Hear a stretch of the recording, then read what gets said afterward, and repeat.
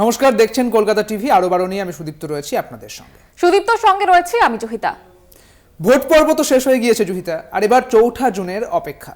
ইভিএমে বন্দী রয়েছে প্রার্থীদের ভবিষ্যৎ। স্ট্রং রুমগুলিতে এই মুহূর্তে কড়া নিরাপত্তা রয়েছে এবং কেন্দ্রীয় বাহিনীর সতর্ক নজরদারি চলছে। এবং এর আগে আমরা যেমনটা দেখেছি, সৌমিত্র খা থেকে শুরু করে হিরণ চট্টোপাধ্যায়, তারা কিন্তু বারবার কারচুপির অভিযোগ তুলেছিলেন এবং স্ট্রং রুমগুলিতে নিরাপত্তার দাবি কিন্তু তারা জানিয়েছিলেন। এবং সেই মতোই নির্বাচন কমিশন যেমনটা জানিয়েছিল যে ভোটের পরেও কেন্দ্রীয় বাহিনী রাজ্যে থাকবে, এবং সেই ছবি কিন্তু লক্ষ্য করা যাচ্ছে। কেন্দ্রীয় বাহিনী মোতায়েন রয়েছে এবং স্ট্রং রুমগুলিতে এই মুহূর্তে কড়া নিরাপত্তা ছবি কিন্তু ধরা পড়ছে।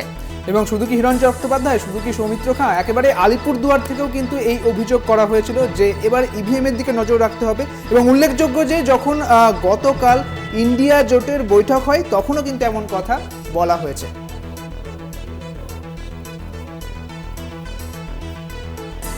আমাদের সঙ্গে রয়েছেন নেতাজি ইনডোর থেকে আমাদের সঙ্গে আমাদের প্রতিনিধি রয়েছেন শুভঙ্কর মণ্ডল। শুভঙ্কর, এই মুহূর্তে তুমি যেখানে দাঁড়িয়ে রয়েছো সেখানকার ছবিটা ঠিক কিরকম রয়েছে?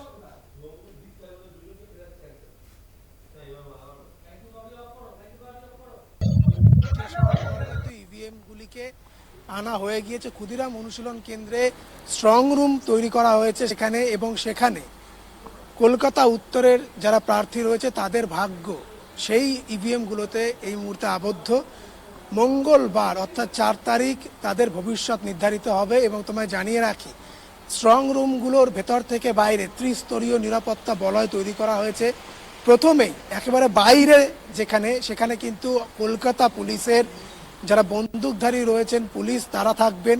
ঠিক তারপরে লাঠিধারী পুলিশ, এবং তারপর একেবারে ভেতরে বিশেষ যে জায়গা যেখানে স্ট্রং রুম একদম ভেতরে যেখানে ইভিএমগুলি রয়েছে সেখানে কেন্দ্রীয় বাহিনী থাকছে। এবং প্রত্যেকটি জায়গায় 1 প্লাটুন করে কেন্দ্রীয় বাহিনী রাখা হয়েছে। সেই সঙ্গে সঙ্গে সিসিটিভিতে নজরদারি, এই যাবতীয় প্রক্রিয়া কিন্তু চলছে।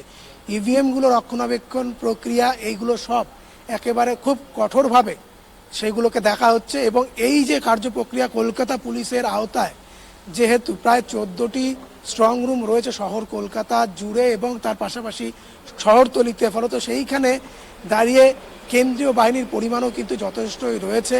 এবং এই যে স্ট্রং রুমগুলি, সেই স্ট্রং রুমগুলিতে 24 ঘন্টা 24x7 নজরদারি চালানো হচ্ছে যাতে কোথাও কোনো রকম সমস্যা না হয়।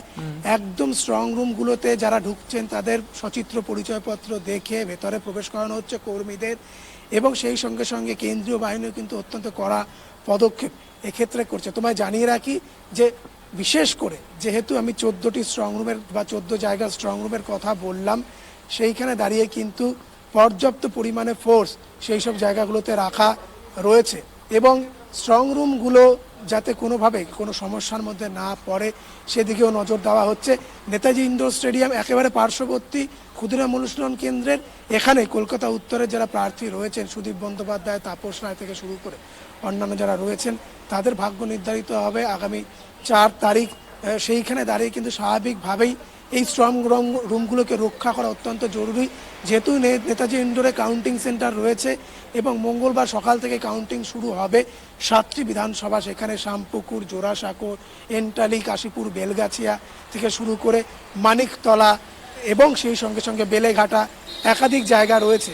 এবং সেই 7টি বিধানসভার কাউন্টিং কিন্তু এখানে চলবে। এবং সেই দিকে তাকিয়েই এই মুহূর্তে সব থেকে বড় চ্যালেঞ্জ কিন্তু এই স্ট্রং রুমগুলোকে রক্ষা করা, বিশেষ করে ইভিএমগুলোকে রক্ষা করা। এবং একেবারে যেগুলো সিল্ড হয়ে এসছে গতকাল নির্বাচন শেষ হওয়ার পর সকলের সম্মুখে, অর্থাৎ প্রিসাইডিং অফিসার থেকে শুরু করে ফার্স্ট পোলিং অফিসার, এজেন্ট, প্রত্যেকের সামনে যেগুলো একেবারে সিল্ড হয়ে এসছে স্ট্রং রুমের জন্য, সেগুলোকে একেবারে রক্ষণাবেক্ষণে বিশেষ নজরদারিতে সেগুলোকে রাখার বড় চ্যালেঞ্জ এই মুহূর্তে যেরকম পুলিশের কাছে, অবশ্যই কেন্দ্রীয় বাহিনীর কাছে। এবং তারা কিন্তু নিরাপত্তায় কোনো রকম খামতি রাখছেন না, কোনো রকম অজানা, এমনকি আমাদেরও ভেতরে প্রবেশ করতে দেওয়া হয়নি। বাইরে থেকে অনেকটা দূর থেকে আমরা কিন্তু স্ট্রং রুমের এই যে যাবতীয় যে তথ্য সেগুলো দিচ্ছি।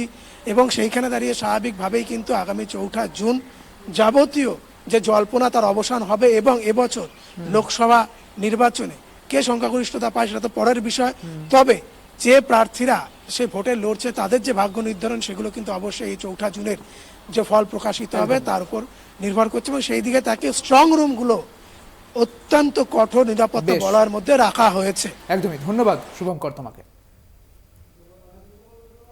একেবারে সুদীপ্ত, আমরা দেখলাম এতক্ষণ নেতাজি ইন্ডোরের ছবিটা, এবার আমরা উত্তরবঙ্গের দিকে একটু নজর